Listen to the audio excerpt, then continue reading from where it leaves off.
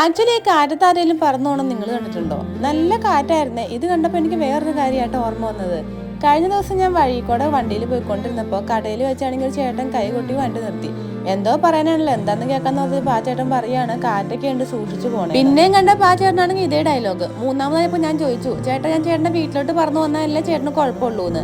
എന്താണെന്നറിയില്ല, അത് കഴിഞ്ഞ ചേട്ടന് ഭയങ്കര സ്നേഹമാണ്, എന്നും ചിരിച്ചു മാത്രമേ കാണിക്കുള്ളൂ. ആക്ച്വലി എനിക്ക് വണ്ണം കുറവാന്നും പറഞ്ഞ് കളിയാക്കണവരില്ല 99% പേരും ഓവർ വെയിറ്റ് കാരണം അതിന്റെ വിഷമങ്ങൾ അനുഭവിച്ചുകൊണ്ടിരിക്കുന്നവരായിരിക്കും, ഇൻക്ലൂഡിങ് ഞാൻ ചേട്ടൻ. ചിലവർ പറയുമ്പോൾ ഞാൻ ഒരു കാതി കൂടെ കേട്ടിട്ട് അടുത്ത കാതി കൂടെ ഇറക്കി വിടും, ചിലർ പറയുമ്പോൾ ഒരു കാതി കൂടെ കേട്ടിട്ട് വായിലൂടെ മറുപടി കൊടുക്കും. ഇങ്ങനെ എനിക്ക് പക്ഷെ എന്തോ എല്ലാം തിന്നാമല്ലോ എന്നുള്ള മനസ്സുഖമാണ് ഇപ്പോഴും. അനിയത്തിനെ അവിടുന്ന് ബസ്സും കയറ്റി വിട്ടിട്ട് ഞങ്ങൾ നേരെ തൊടുപുഴയ്ക്കാണ് പോയത്. തൊടുപുഴയ്ക്ക് പോയിട്ട് കുറെ സാധനങ്ങളൊക്കെ മേടിച്ചു വന്നപ്പോൾ നിച്ചേഴ്സിന് അംഗൻവാടിന്ന് പറഞ്ഞ സമയത്തുണ്ടായിരുന്നേ. എത്ര പെട്ടെന്നാണ് കുട്ടികളൊക്കെ വലുതായി പോകുന്നത്. ഏട്ടാ ഇവിടെ ഇന്നലെ ഉണ്ടായതല്ലേ ഉള്ളൂ, ഇപ്പത്തേനും അംഗൻവാടി പോയി എന്ന് ഞാൻ പറയും. പെട്ടെന്നുണ്ട് കൊച്ചിന് സൂക്ഷിച്ച് നോക്കി നിൽക്കണതാണ് ഞാൻ കാണുന്നത്.